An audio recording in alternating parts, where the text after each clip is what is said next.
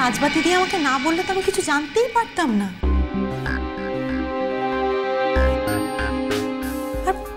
অদ্ভুত মানুষ তোমরা, বাড়িতে এত বড় একটা ঘটনা ঘটে গেল, কেউ আমাকে একবার জানাওনি, একটা ফোন পর্যন্ত করোনি। আচ্ছা রূপু, তুই আমায় একটা কথা বলতো, এসব কি জানানোর মতো কথা? এসব কথা বলতে গেলেও তো জিভ জড়িয়ে যায়। কত বড় লজ্জার কথা বলতো। না না, এটা কিন্তু আমি বিশ্বাস করি না। মানে সারা পৃথিবী যদি একদিকে থাকে, আমি কিন্তু দাদা ভাইয়ের পাশে থাকবো। আমরাও তো এইভাবেই এতকাল ভেবে এসেছি আর্য,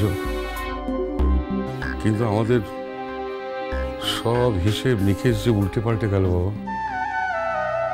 এমন একটা বিষয় নিয়ে কথা বলতেও ঘেন্না হয়, রুচিতে বাধে। অথচ এরকম একটা ঘটনাই যে এখানে ঘটেছে, প্রমাণ তো তাই বলছে। আমি কর্চিকে বাড়ি ছেড়ে চলে যেতে বলেছি। আমাকে কতটা আঘাত দিয়েছে, যার ফলে ওকে আমি এই কথাটা বলতে বাধ্য হলাম। বাহাকে যেতে দেওয়াটা সব থেকে বড় ব্লান্ডার হয়েছে। ওকে একবার আটকাতে পারলে না তোমরা? ওকে আটকানো উচিত ছিল। আমি থাকলে এটা কিছুতেই হতো না, আমি ঠিক ওকে আটকাতাম। কথাটা মুখে বলা সহজ রূপমা, এমনটা হয় না। কোন মেয়ে বলতো এতখানি অপমানের পরেও থেকে যেতে চাইবে? তুই পারতিস, পেরেছিলি কি? তাছাড়া আমরাও তো কম চেষ্টা করিনি। না না, এরকমও তো হতে পারে যে অন্য কারোর দায় দাদা ভাইয়ের ঘাড়ে এসে পড়ছে, হতে পারে তো।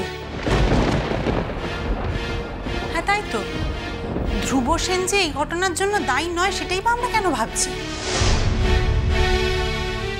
যে লোকটার এরকম একটা হিস্ট্রি আছে, যে লোকটার পুরনো বউ এসে তার বউ ভাতের দিন তার বিয়ে ভণ্ডুল করে দিতে পারে, তার পক্ষে তো কোনো কিছু অসম্ভব নয়। আমার তো মনে হয় এই ঘটনাটা অনেক দূর গড়াবে। তো গড়াক না, উর্চিজের গোয়াটা জঘন্য কাজ করেনি তার প্রমাণ দিক, তার জন্য যা করতে হয় করবি। তবে উর্চি কিন্তু বাহার চলে যাওয়াতে খুব আঘাত পেয়েছে, আর এর থেকেই মনে হচ্ছে ও কোনো অন্যায় করেনি। আমার তো মনে হচ্ছে পুরো ব্যাপারটা পরিকল্পিতভাবে দাদাভাইকে ফাঁসানো হয়েছে। ফাঁসানো?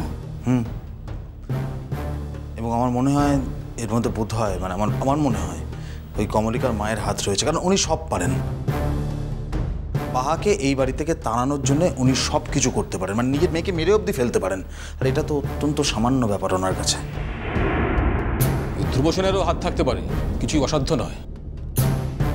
আমাদের বাবা অত কিছু জানার দরকার নেই, শুধু এই ঘটনাটার সঙ্গে অর্চি জড়িত নয় এইটুকু জানতে পারলেই আমরা খুশি। ওই মেয়েটাই যত নষ্টের গোড়া। ওই মেয়েটার সংস্পর্শে যে থাকবে কারুর কোনো দিনও ভালো হতে পারে না। দেখো না, দাদাভাই যতদিন কমলিকার সঙ্গে ছিল, দাদাভাইয়ের কোনো ভালো হয়েছে কি? তবু যে কেন বারবার দাদাভাই ওই মেয়েটারই খপ্পরে পড়ে আমার মাথায় আসে না। সব নিয়তি, এছাড়া আর কি বলবো বল?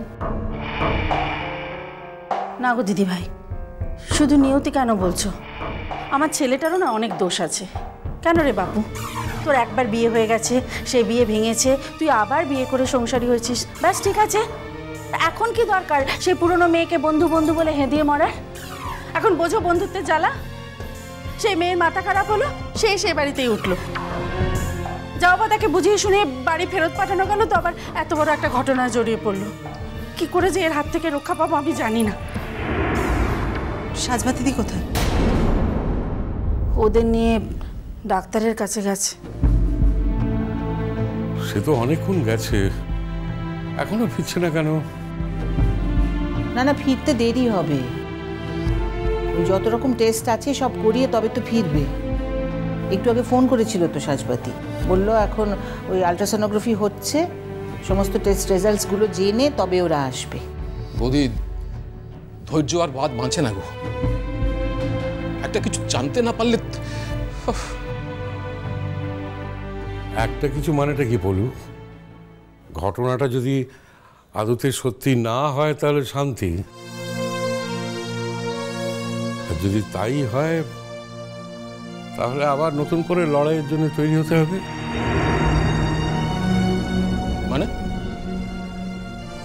মানে এরপর তো কার বাচ্চা সেটা নিয়ে পরীক্ষা নিরীক্ষা হবে না দাদা।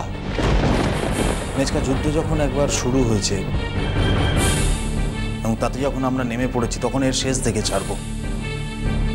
কারণ এই যুদ্ধটার শেষ না দেখলে কিন্তু এটা থেকে নিষ্কৃতি পাওয়া যাবে না। আর একটা কথা আমি তো বললামই, সারা পৃথিবী একদিকে থাকলেও আমি সারা জীবন দাদাভাইয়ের পাশেই থাকবো।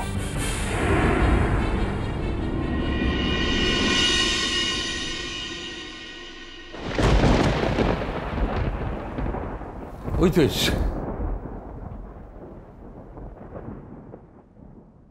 কিরে হচ্ছি, কি খবর?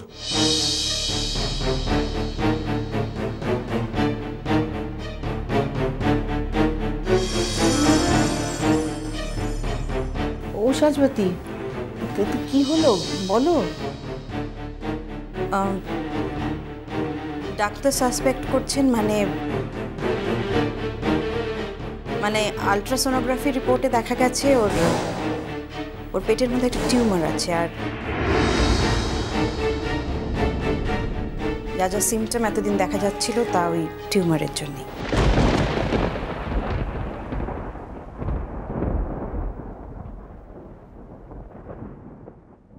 ও, তার মানে আমরা যা ভেবেছিলাম, মানে যা বলা হয়েছিল আর কি, সেটা সত্যি নয়।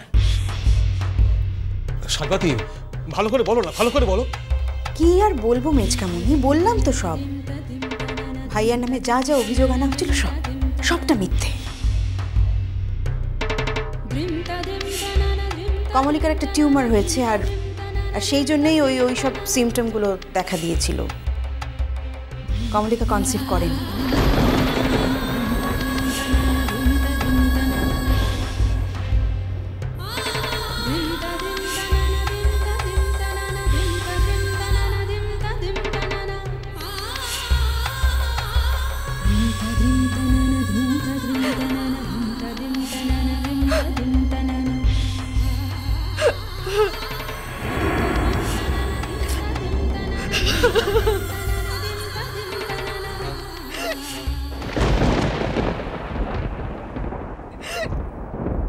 কাঁদছে কেন এর অসভ্যের মতো? সাজবাতি দিয়ে ভর দুপুর বেলা এরকম মরা কান্না কাঁদতে কমলিকাকে বারণ করো কিন্তু।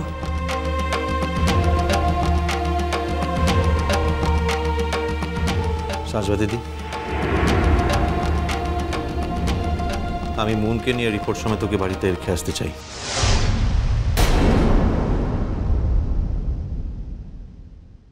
তোমরা কেউ আমার সঙ্গে যাবে?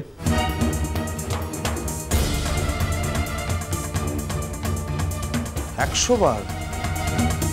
তুমি কি একা যাবে নাকি? আমরা তো যাবই।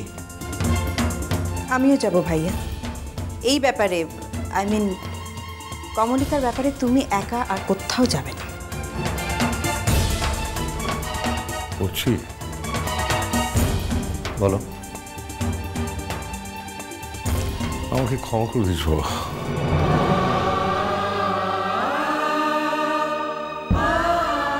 আমি তোকে ভুল বুঝে বাড়ি থেকে চলে যেতে বলেছিলাম। আমি জানতাম জেঠুমনি এটাই আমার ডেস্টিনি, আমার ভাগ্য। এর উপরে কারো কোনো হাত নেই। আমার জীবনে যা যা হওয়ার তাই তাই হবে, কেউ বদলাতে পারবে না। আমি একজন লং ডিস্টেন্স রানার, যাকে সারা জীবন একাই দৌড়তে হবে। আমি এখন এসব নিয়ে বিশেষ কিছু ভাবছি না। এখন আমার যা যা করণীয় তা আমাকে করতে দাও।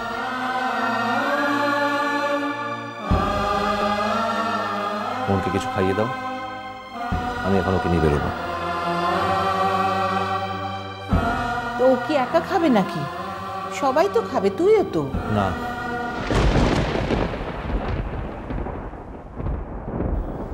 না মানে? আমার খাবার নিয়ে তোমাদের ভাবতে হবে না। মানে সব কথার মানে কি আর বোঝানো যায় বাবা? তোমাদের সব কথার মানে কি আমি বুঝতে পেরেছি?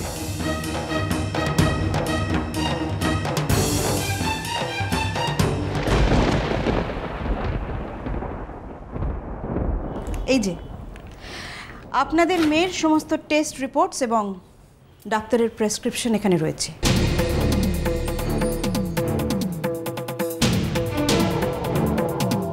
যাতে স্পষ্ট করে বলা রয়েছে কমলিকার শরীরে একটা টিউমার আছে।